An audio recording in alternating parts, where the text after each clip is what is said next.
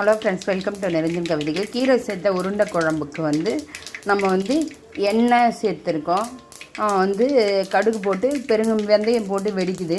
இந்த ஸ்டேஜில் நம்ம கடுகு நல்லாவே பொரிஞ்சிச்சு. இந்த ஸ்டேஜில் அரைச்சி வச்ச வெங்காயம், தக்காளி, கருவேப்பிலை பேஸ்ட்டு அதை நம்ம சேர்த்துக்கிறோம். இது நல்லா எண்ணெய் பிரிஞ்சு வர்ற அளவுக்கு நம்ம விட்டுடணும். நம்ம உருண்டை குழம்பு கருவேப்பிலை சேர்த்து பண்ணுறப்போ கருவேப்பிலை இருக்குது நான் சொன்னேன், முடி வளர்ச்சிக்கு ரொம்ப நல்லது கருவேப்பிலை. அதுக்கப்புறம் ரத்த சோகைக்கு ரொம்ப நல்லது, ஏற்கனவே சொல்லியிருக்கேன்.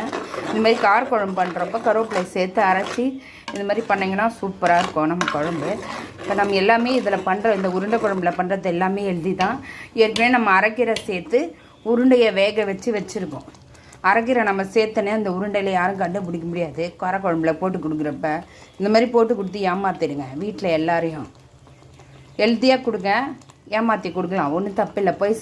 பொய்மையும் வாய்மை இடத்து புரை தீர்ந்தால் நன்மை பயக்குமேனின்னு திருவள்ளுவரே சொல்லியிருக்காரு.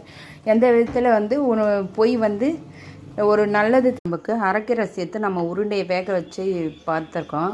இப்போ இதை இது குழம்பு கொதிக்குது, நம்ம குழம்புல சேர்க்க போகிறோம். இந்த ஸ்டேஜில் குழம்பு ஒரு கொதி வரப்பே சேர்த்துட்டோம்னா நம்ம குழம்போட அந்த புளிப்பு தன்மையெல்லாம் ஊறி நமக்கு உருண்டை செம்ம டேஸ்ட்டாக இருக்கும். இப்போ நான் உருண்டை சேர்க்குறேன்.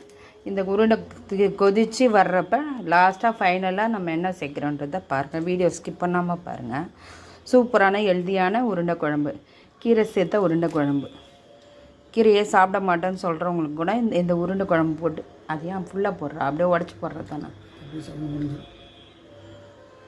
இப்போ பாருங்க, நம்ம உருண்டை குழம்பு சம வாசனையாக ஆரோமேட்டிக்காக இருக்குது, நல்லா வெந்து வந்துருச்சு. இப்போ இதில் தேங்காய் சேர்த்துக்கிறோம். அரைக்கீரை உருண்டை குழம்பு, ஸ்பெசிஃபிக்காக சொல்லணும்னா அரைக்கீரை சேர்த்த உருண்டை குழம்பு. இங்கே பாருங்கள், ஒரு கரண்டி கொடுமாங்க குழம்பு. கொஞ்சம் தண்ணி அலசி ஊற்று. அப்படி இங்கே பாருங்கள், நம்ம உருண்டை கீரை சேர்த்த உருண்டை எப்படி கீரை சேர்த்தா மாதிரியே தெரியல பாருங்கள். சூப்பரான நம்ம அரைக்கீரை உருண்டை குழம்பு ரெடி ஆயிடுச்சு. இது மாதிரி ஏமாற்றி கொடுத்துடுங்க. இந்த மாதிரி வித்தியாசமான சமையல் உங்களுக்கு வேணும்னா எங்கள் சேனல் சப்ஸ்கிரைப் பண்ணுங்கள். அப்போ தான் நாங்கள் போடுற வீடியோ உங்களுக்கு வரும். பெல் ஐக்கான் கிளிக் பண்ணுங்கள், ஷேர் பண்ணுங்கள், கமெண்ட் பண்ணுங்கள், லைக் பண்ணுங்கள். சூப்பரான உருண்டை குழம்பு இங்கே பாருங்கள், செம்ம கலர்ஃபுல்லாக. நம்ம அரைக்கீரை சேர்த்துருக்கோன்னே நம்ம உருண்டையில் தெரியல பாருங்கள், நார்மல் உருண்டை மாதிரி தான் இருக்குது நம்ம உருண்டை. செம்ம சூப்பராக ரெடி ஆகிடுச்சு நம்ம உருண்டை குழம்பு.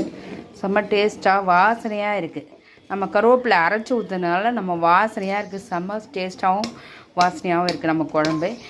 இந்த குழம்பு சாதத்துக்கு, இட்லிக்கு, தோசைக்கு பாருங்கள். நம்ம அரைக்கிற உருண்டை குழம்பு சூப்பராக ரெடி ஆகிடுச்சு, செம்ம டேஸ்ட்டாகவும் இருக்கும். இந்த மாதிரி டிஃப்ரெண்ட்டாக ட்ரை பண்ணி பாருங்கள், செம்ம டேஸ்ட்டாக இருக்கும்.